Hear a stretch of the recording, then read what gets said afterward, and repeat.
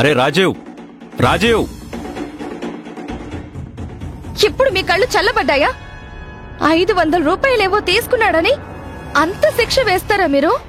ఇంత రాద్ధాంతం చేస్తారా?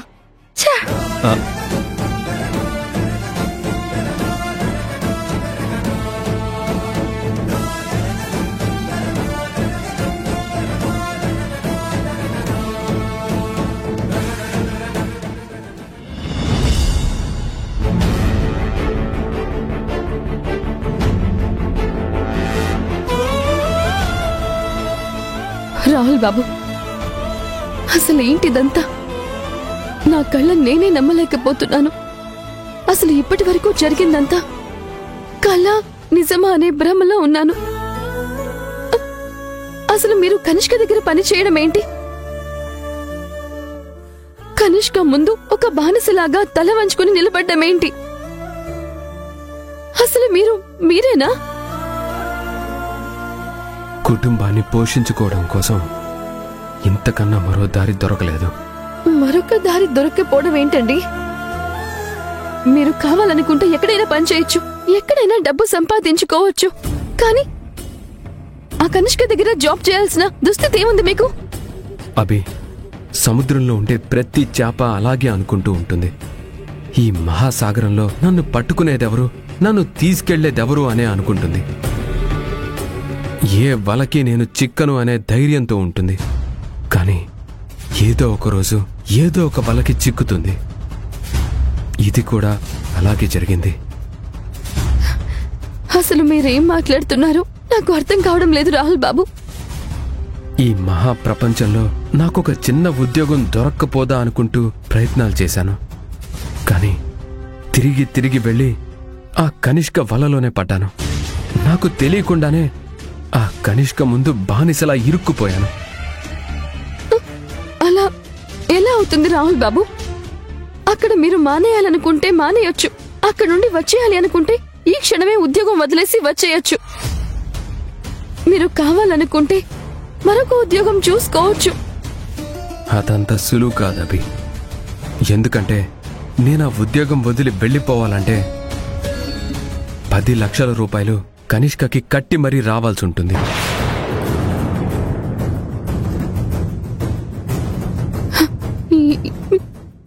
ఏం మాట్లాడుతున్నారు రాహుల్ బాబు? అవును, నేను ఏ క్షణంలో వెళ్ళిపోదామన్నా 10 లక్షలు కడితే కాని వెళ్ళడానికి వీల్లేదని నా చేత అగ్రిమెంట్ రాయించుకుంది. ఇవన్నీ ఒక విచిత్రమైన పరిస్థితుల్లో జరిగిపోయాయి. నా ప్రమేయం లేకుండానే పరిస్థితులు నాతో ఆడుకున్నాయి. అందుకే ఇప్పుడు తను శత్రువు అని తెలిసినా ఆ శత్రువు ముందే తలదించుకుని నిలబడాల్సి వస్తుంది. తను చెప్పిన ప్రతి పని చేయాల్సి వస్తుంది. ఆ కనిష్క ఇంత దారుణానికి పాల్పడిందా? మిమ్మల్ని తన చెప్పు చేతుల్లో పెట్టుకోవడానికి ఇంత నాటకమాడిందా?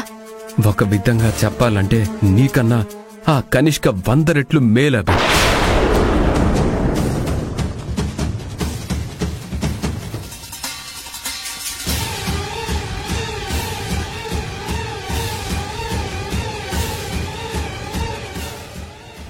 మీ శత్రువు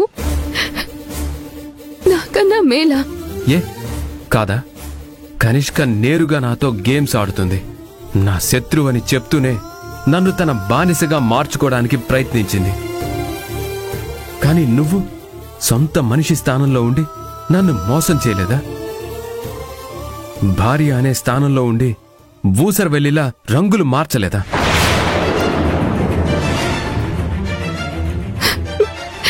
నన్ను కనిష్కతో పోలుస్తున్నారా? లేదు లేదు, నీకన్నా ఆ కనిష్క 100 రెట్లు మేలంటున్నాను. నువ్వు నా కళ్ళ ముందే నటించి నన్ను మోసం చేశావు. కాని కనిష్క నటించి మోసం చేయలేదు. నా మీద పగ తీర్చుకోవాలనే ఉద్దేశంతోనే ఉంది. అదే ఉద్దేశంతో నాకు ఉద్యోగం ఇచ్చింది.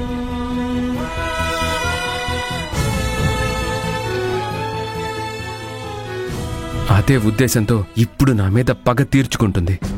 కాని నువ్వు మంచితనం అనే ముసుగేసుకున్నావు.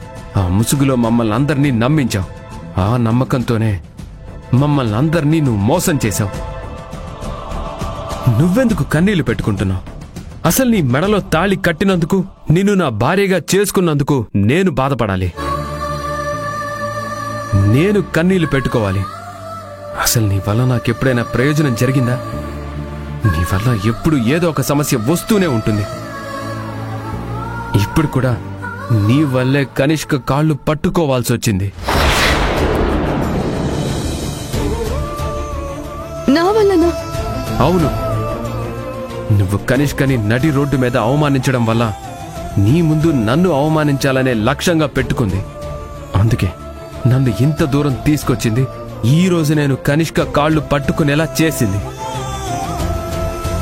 అది కేవలం నీ వల్ల, నీ పొగరు వల్ల, కనిష్కని ఎదిరించే ప్రయత్నం చేయడం వల్ల. అంటే ఆ కనిష్క ఏం చేసినా నోరు మూసుకుని ఊరుకోవాలా? తను చేస్తుంది తప్పని తెలిసినా నేను ఎదిరించకూడదా? ఎదిరించి ఏం సాధించావు? నేను కనిష్క కాళ్ళు పట్టుకునేలా చేశావు.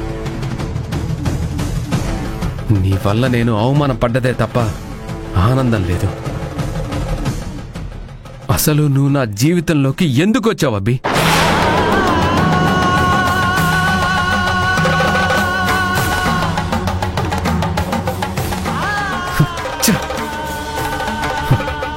అభి, ఈ ఒక్క విషయంలో నాకు హెల్ప్ చేయి. నేను కనిష్క దగ్గర పనిచేస్తున్న సంగతి ఇంట్లో ఎవరికీ తెలియడానికి వీల్లేదు. ఇది గుర్తుపెట్టుకో. రాహుల్ బాబు, నా మాట వినండి. రాహుల్ బాబు, ఆడి పాడే కోటగడి బోసిపోయే కళమారి, ఓడిపోయి వీడిపోయే సంబరాలు పెదవంచు జారి, మన్ను మిన్ను ఏకమైన మార్చలేవే ఈ నిజాన్ని. ఊపిరాగే బాధే అయినా ఓర్చుకోవే సుకుమారి. నువ్వెందుకు కన్నీళ్లు పెట్టుకుంటున్నావు? అసలు నీ మెడలో తాళి కట్టినందుకు, నిన్ను నా భార్యగా చేసుకున్నందుకు నేను బాధపడాలి.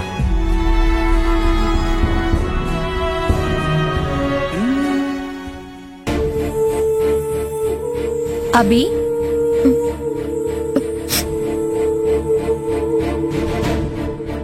అసలు నీకు వాళ్ళకి గొడవేంటి? నీతో వాళ్ళకేంటి శత్రుత్వం? అసలేం జరిగింది? అది రాహుల్ గారు నా భర్త. మరి ఆ అమ్మాయి ఎవరు? ప్రశాంతంగా ఉన్న మా కుటుంబంలోకి వచ్చిన ఒక ప్రళయం. చిన్న చిన్న సమస్యల నుంచి బయటపడుతున్న సమయంలో మా బ్రతుకు రాతల్ని మార్చేసిన ఒక విలయం. నాకేం అర్థం కావట్లేదు. ఆ కనిష్క ఒక రాక్షసి, మానవత్వం లేని ఒక ఉన్మాది. అక్రమంగా నా భర్త నుండి, నా కుటుంబం నుండి ఆస్తిపాస్తులు లాక్కొని మమ్మల్ని వీధిలోకి విసిరి పారేసింది. అసలు ఏం జరిగిందంటే,